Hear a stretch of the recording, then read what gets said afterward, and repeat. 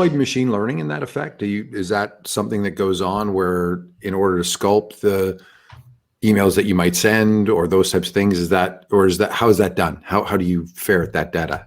This is what's the definition of machine learning? So we definitely, I remember an old article, I think it's back from 2015. I was looking at how do I predict who is going to log in with what given frequency, right? So like who's going to log in every day, who's going to log in once a week, once a month, because that's an input into understanding the frame of mind that the client is in. Is like, how often are they looking at this and checking up on it? And so that element did look at kind of over the course of a person's lifetime. We're going to divide them. Some things are very obvious. Young men log in a lot more. If you have the mobile app, you're going to log in.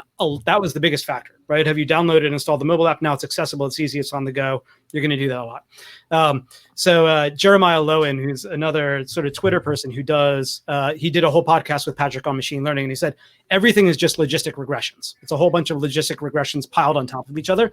And I do a lot of logistic regressions, trying to figure out how often you're going to log in and all that sort of stuff. So yes, but there is nothing sort of in production that is a machine running on its own without somebody kind of having done a bit of research, looked at the algorithm, tweaked it, adjusted it, and said, I take responsibility for this. And like, I'm signing off on this algorithm that's going into production. And that's been very important, that nothing sort of gets through such that we'd be like, oh, it's a black box, we're not sure about it. You need to be able to like go in, this is the input, this is the output, this is exactly what they do. Right. So yeah, I guess machine learning is this trigger word that causes a lot of angst, or causes some angst in some populations. But yeah, behind every machine learned algorithm is a person who designed it and has to interpret it. So I think that should be, something that's understood as part of the process. But in that regression analysis, there's a lot of knowledge there for the informed operator, if you will. And so then that operator takes that knowledge and can glean some insight from it.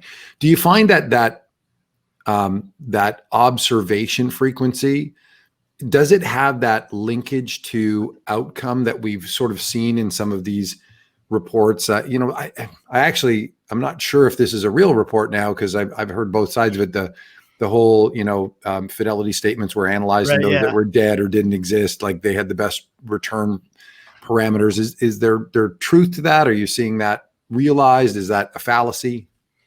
I think there is. I think there are other mediators. This is a kind of analysis that I'd love to have more time to really dig into. Well, I got a couple extra beers here, so let's go. I mean, I got all day. But I meant I need to do the research myself. I need to have the time. Well, yes, do that, and we'll have you back for sure. Okay.